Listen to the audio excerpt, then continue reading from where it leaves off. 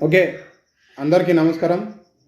నా ఛానల్ ఎవరైనా సబ్స్క్రైబ్ చేయని వాళ్ళు ఉంటే సబ్స్క్రైబ్ చేసుకోండి. నాకు కొద్దిగా నత్తి ఉంటుంది, దాన్ని బట్టి ఏం ఫీల్ కాకుండా నేను సబ్స్క్రైబ్ అనేసి కరెక్ట్ పలకకపోవచ్చు. నా నేను ఒకటి ఏంటంటే ఛానల్ మాత్రం సబ్స్క్రైబ్ చేసుకోండి, ఇంకా ఇతరులకు కూడా షేర్ చేయండి.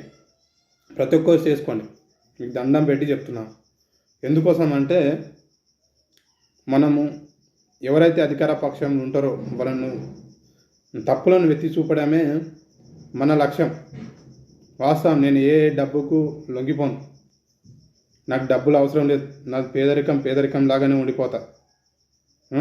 రేపటి రోజులలో కూడా ఇంతగా ఉండిపోతా. నా చాలా సర్ప్రైజ్ పెరిగినాక కూడా నేను ఎవరితో కూడా ఇంత ఒక రూపాయి కూడా డబ్బు తీసుకోను. కాబట్టి ప్రతి ఒక్కరు చాలా సబ్స్క్రైబ్ చేయమని చెప్పండి, మీ ఫ్రెండ్స్ కూడా అందరికి షేర్ చేయండి. ఇంకోటి నేను మీకు విషయం చెప్పడం మర్చిపోతున్నా.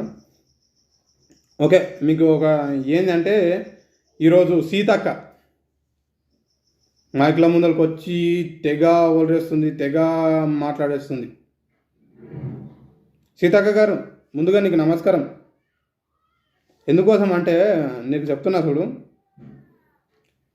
ప్రతిపక్షాల మీద వస్తున్నావు. సరే, బీఆర్ఎస్ 1000 కోట్లు అప్పులు చేసింది ఒక ఎత్తు అయితే, మీరు చేశారు ఇంకా దానికన్నా మరొక్క ఎత్తు. మీరు చేసేది దానికన్నా మరొక్క ఎత్తు. బీఆర్ఎస్ అంటే బీఆర్ఎస్ మించిన అప్పులను మీరు చేస్తారు. రాష్ట్రంలో ఉన్న బడ్జెట్ను పూర్తి అప్పుల్లో ముంచడానికి ఒక సైడు బీఆర్ఎస్ అయింది, మరొక సైడు మీరు అయింది. ప్రజలకు అసలు మీరు ఏమి సందేశం ఇవ్వాలనుకుంటారు ఒకసారి ప్రజలకు చెప్పండి. మీ పైన మీరు దుమ్మెత్తిపోసుడు, వాళ్ళపైన వాడు దుమ్మెచ్చిపోసుడు, ఇది కాదు మనకు కావాల్సింది. బాగా గుర్తుపెట్టుకోండి, గిరిజన బిడ్డవు కాబట్టి నీకు రెస్పెక్ట్ ఇస్తున్నాం. ఒకసారి మరి ప్రియాంక గాంధీని కేటీఆర్ అడ్డుకుంటా అంట అని చెప్పారు. ఎందుకు అడ్డుకోవడమ్మా కేటీఆర్, చెప్పండి. ఎందుకు అడ్డుకోడు చెప్పండి. నిన్న ఒక ఆటో డ్రైవర్ తన ఏదైతే ఫైనాన్స్ ఉందో ఫైనాన్స్ కట్టుకోలేక బాధలకు ఆటోని నిప్పు అంటుకొని మీ ప్రజాపాలన ముందే ఆఫీస్ ముందే నిప్పేసి పెట్రోల్ పోసి తగలబెట్టడం జరిగింది. ఏమమ్మా దీనిపైన మాట్లాడా? అడ్డుకుంటారు, 100% అడ్డుకుంటారు. మీరు మహిళలకు ఉచిత బస్సు పెట్టిరు కరెక్టే, కానీ బస్సులో ఏమైనా లిమిటేషన్ పెట్టిర్రా? మీరు లేదు. ఒక్కసారి 2 సార్లు లిమిటేషన్ పెట్టిరా? పెట్టలేరు. గవర్నమెంట్ జాబర్లకు ఉచిత బస్సు అవసరమా అమ్మ? ఒకసారి చెప్తావా? గవర్నమెంట్ జాబర్లకు ఉచిత బస్సు అవసరమా? ఐటీ కట్టేటోళ్ళకు ఉచిత బస్సు అవసరమా? బిజినెస్ చేసేటోళ్ళకు ఉచిత బస్సు అవసరమా? ఎవరికి కావాలి ఉచిత బస్సు? ఎవరికి కావాలి? పేదలకు కావాలి. మరి పేదలు పోతురా ఈరోజు? పొద్దుగాల చూడిపోసారి బస్సు ఎక్కువ, పొద్దుగాల బస్సు ఎక్కువ. హైదరాబాద్ నుండి ఎంతమంది ఉద్యోగస్తులు బస్సులు ఎక్కుతారో, ఎంతమంది ఉద్యోగస్తులు బస్సు ఎక్కుతారో చూడండి అమ్మా. వాళ్ళకు లక్షల జీతాలు ఇవ్వండి, మళ్ళీ మీకెళ్ళి ఉచిత బస్సులు. రేపు అన్నం కూడా కలిపెట్టుండి, అలా నోట్లో పోయి అన్నం కలిపెట్టుండి. బుద్ధి ఉండాలి ఇంత మాట్లాడనీకే.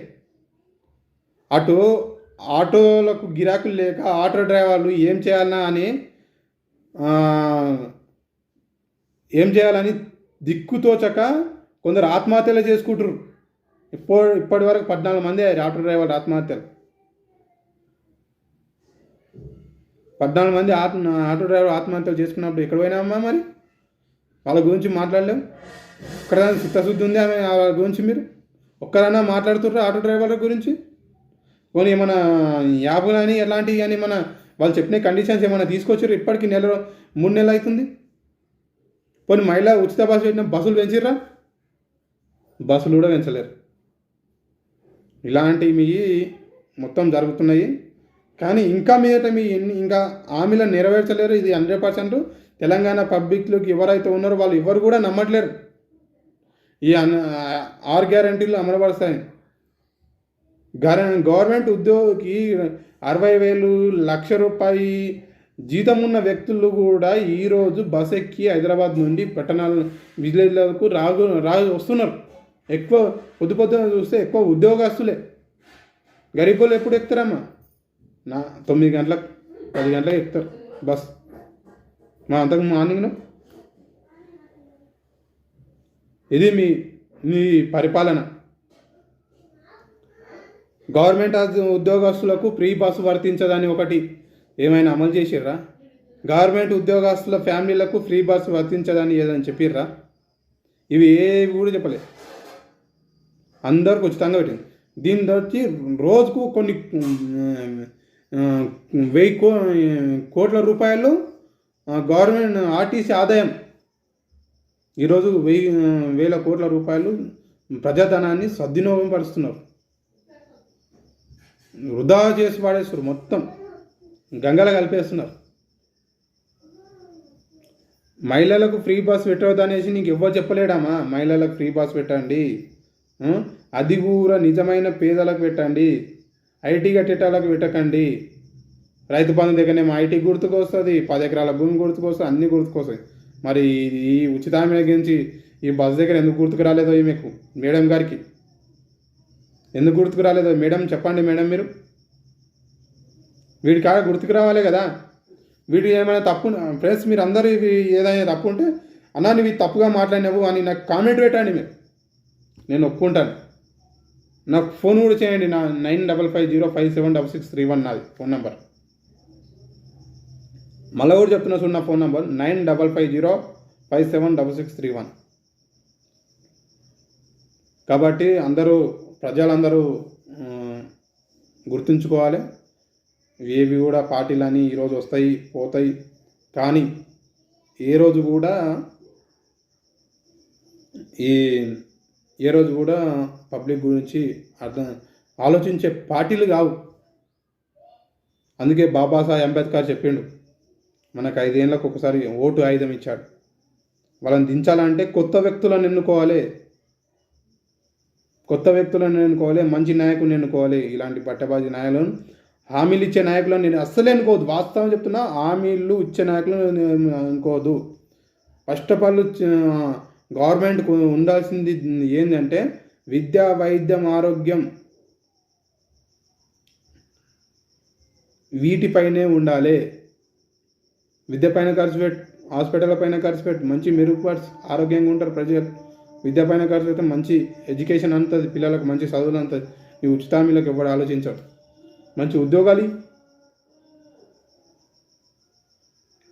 ఓకే, చూస్తున్నాను ఫ్రెండ్స్. ప్రతి ఒక్కరికి షేర్ చేయండి, కామెంట్ చేయండి, ఇంకా లైక్ కూడా చేయండి. చాలామందికి చేరాలంటే లైక్ ఖచ్చితంగా చేయాలి ఫ్రెండ్స్. మీరు చూసే వాళ్ళందరూ ప్రతి ఒక్కరు లైక్ చేయండి, కంపల్సరీ లైక్ చేయండి. ఇది నరసింహ అఫీషియల్ ఛానల్ ఏదైతే ఉందో ఇది ప్రజల గురించే మాట్లాడుతుంది, ప్రజల తరపునే మాట్లాడతా. ఓకే, జై హింద్, జై భీమ్.